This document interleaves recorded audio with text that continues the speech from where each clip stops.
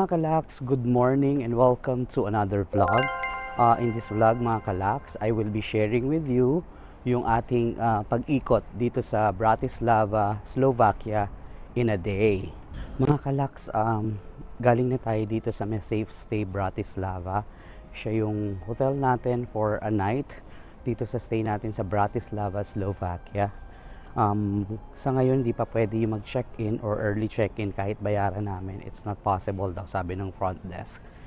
So, iniwan lang namin yung luggage namin dun sa luggage room and may bayad siya na 3 euros per person sa paglalagay ng bagahe. If this is the first time, kalaks, that you visited my channel, please do consider subscribing and hit the notification bell para ma-update ka every time na may bago tayong video upload sa YouTube channel ko. Mga kalaks, wala pang masyadong tao dito. Oh. Well, it's around 6:30 pa lang. Kaya wala pang tao. So, hanap tayo ng breakfast restaurant or cafe na pwede tayong mag-breakfast. Mga kalaks, this is the Presidential Palace. Ano lang siya, mga 10 minutes na lakad from where we are staying. Yan. Ito yung kanilang parang Malacanang. Mga kalaks, papunta na tayo sa city center or yung old town nila. Andito, kita mo na dito mga kalaks ito yung Presidential Palace. Yan. Tapos pag tumawid ka, kita mo na dito yung castle. Tapos, yun na yung old town. Mga kalaks, papasok na tayo sa historical center nila. This is the St. Michael's Bridge. Yan, ayun na, buti gawa na siya ngayon kasi ang tagal sa maraming vlogs nakikita ko yan covered eh. Yan tower. Tower ba tawag? Basta yan, yung green na yan. Hindi ko alam kung tower ang tawag. Ito si St. Michael, the Archangel.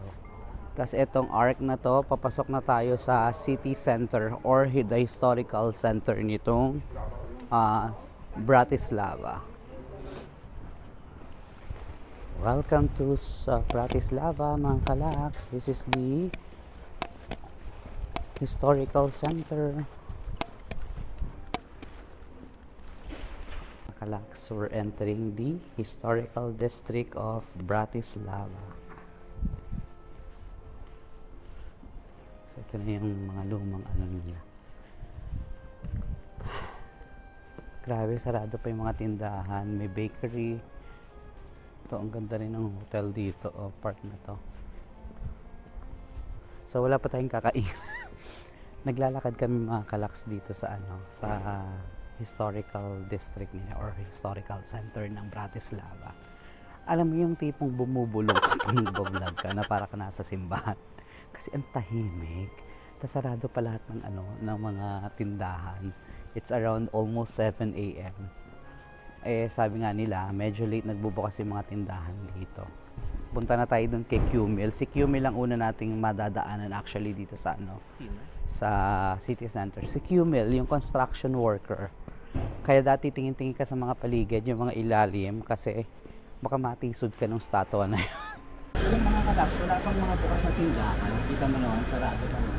Best option natin or best option siguro, tama, best option. Yes, makabukas na yung mga makro. Mga kalaks, eto na yung old town. Eto na yung main, nila, main square. Mamaya, ikutin natin to. May parang event dito, mga kalaks. Eto na siguro yung for Christmas market nila. Sineset up na. Nag-invento ako ng kala mo naman talaga. Confirm yung details ko. Hindi ko alam, may parang mga bazaar sila dito. Mga kalaks, eto na si isa sa mga famous na figures dito sa Bratislava. Ato, man at work. Ayan si Qmil. Lapitan natin si Qmil. Hello Qmil. Mga kalaks, nandito kami sa may McDonald's dito sa may Old Town. Magbe-breakfast muna kami dahil hindi pa kami nakakain yung sa train. Hindi masarap yung breakfast nila actually. Mga kalaks, ito yung in-order namin for breakfast. Kala mo mukbang yung breakfast namin. This costs around 14-15 euros. 14? 14.10. 14-10 euros.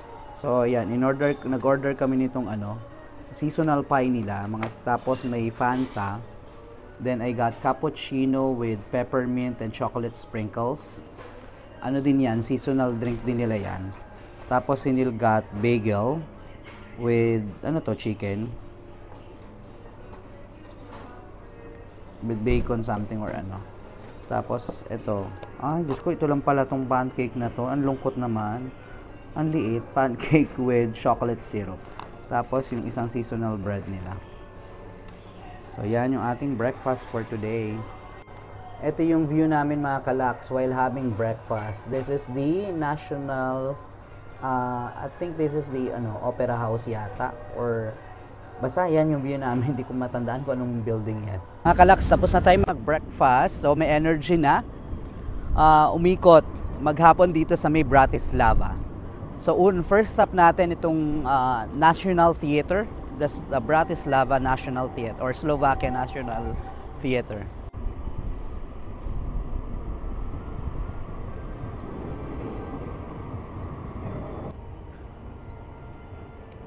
Tapos na tayong magtingin sa or magpicture, magka-souvenir shots dito sa may Slovak National Theater tsaka sa may Philharmonic.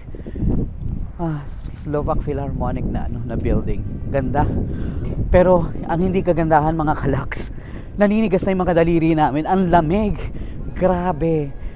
Sobrang ang lamig pala niya dito. Ang nakakatawa pa, iniwan namin sa maleta yung yung gloves, saka yung kung kailan dapat naka-scarf, saka gloves, doon namin siya hindi dala, diba? Very good, very good. Nandito na kami mga kalaks sa Old Town Square or sa main square nila mga kalaks. Kaya lang medyo pangit magpicture dahil nagse-set up sila, I believe, for the Christmas market.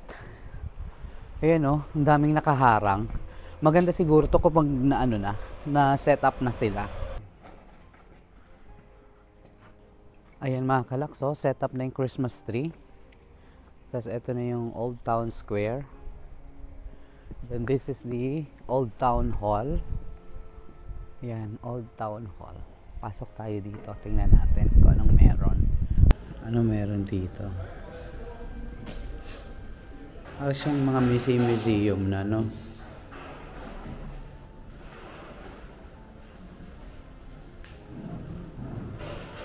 Mga kalaks, this is the Primates Palace or the Pink Palace.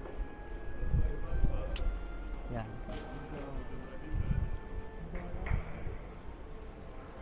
Ganda, di ba? No?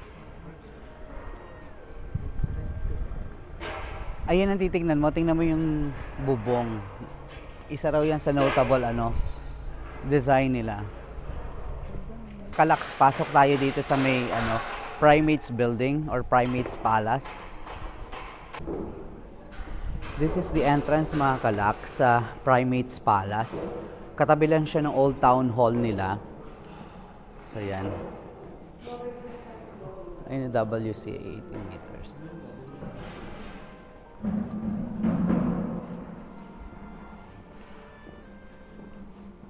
Wow. May wine festival sila Mga kalaks, nagsiset up sila for wine festival. Ang cute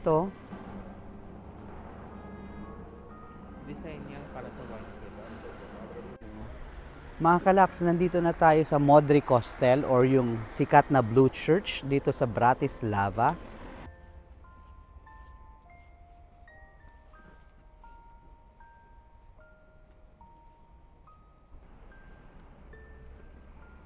Let's go inside the Blue Church.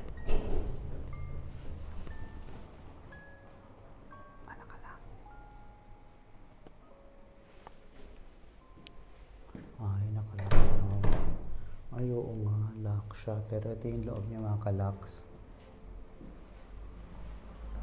Hindi tayo nakapasok.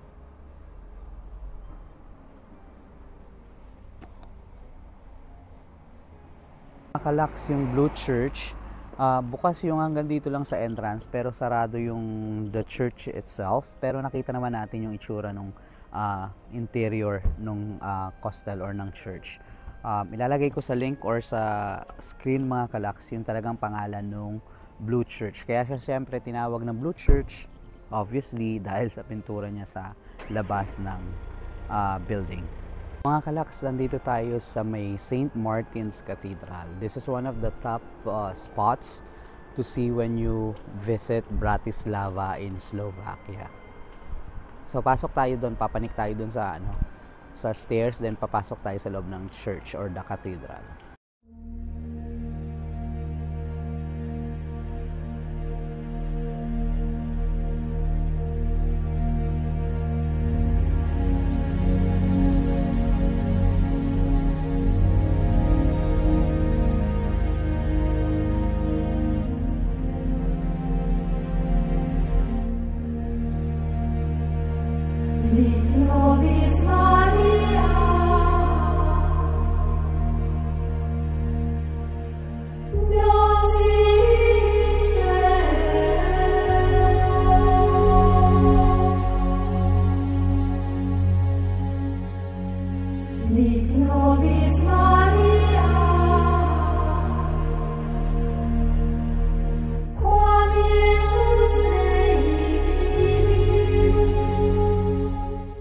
Kalaks, we're done na with the pag-visit dito sa St. Martin's Church.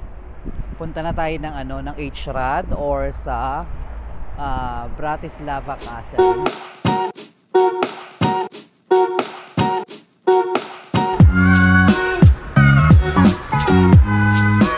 O kaya yung cathedral.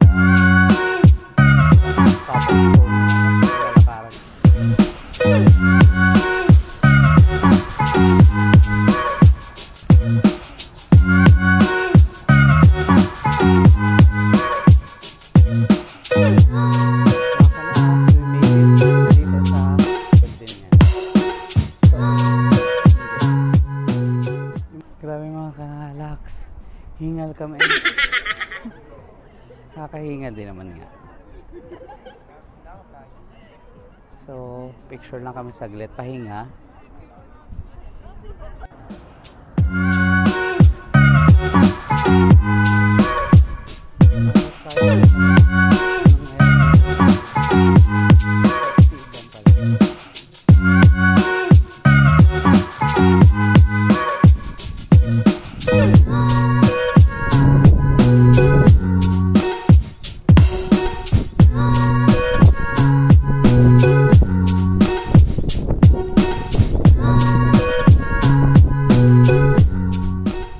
Mga kalaks, tapos na tayong tingin dito sa may RAD or sa Bratislava Castle. Hindi na tayo nagbayad ng entrance para pumasok doon sa interior ng castle itself. Nagpicture lang tayo, then tinignan lang natin yung facade and yung paligid ng castle itself. So ngayon pababa na tayo ulit, pabalik na tayo doon uli sa historical centrum nitong Bratislava. This is our lunch mga kalaks. We have buttered chicken. Actually chicken breast lang siya. Tas this potato something. Mga Slovak food yan mga kalaks. Mga kalaks, nandito kami sa may Lidl. Mamayang gabi kasi parang tatamarin na kami na lumabas para kumain ng dinner. Kaya gagawin namin mga kalaks, bibili na lang kami ng food. Magluluto kami sa hostel mamaya. Luto ako ng pasta mamaya mga kalaks. Ito, bumili kami po sili, 1.19. Tapos eto, mga pasta sauce. Pa tayo. Bebek. Mga fruits mga kalaks, dami. Mga kalaks, naka-check-in na tayo dito sa ating hotel sa Bratislava, dito sa Safe Stay Bratislava. Malapit lang siya actually sa train station, sa main train station ng Bratislava. Let's do a quick room tour mga kalaks. So ito, we'll be occupying 103 mga kalaks. This is their double room with private bathroom. So double bed, Pretty basic mga kalaks yung amenities na itong room. Meron kang hangiran dyan ng damit or dresser. Well, the AC will not be is not working dahil syempre winter, kaya ito ang ating natural AC. Hindi namin pinagana yung heater dahil gusto namin malamig. Tapos may patungan lang diyan sa gilid. Tapos nandun yung outlet sa taas. Tapos may mirror dito mga kalaks. Tapos this is the bathroom. Yan. As usual sa Europe, wala pa ako nakikitang may bidet. Tapos ito yung shower room. Yan. Then ito yung sink. Yan. Tapos may soap. Ano kaya ito? Hand and body wash gel. Heater din siya. Pretty much that's it mga kalaks. Yan yung ating room dito sa Safe Stay Bratislava in Slovakia. The next morning. Just wiggle your hips and shake your chest. Just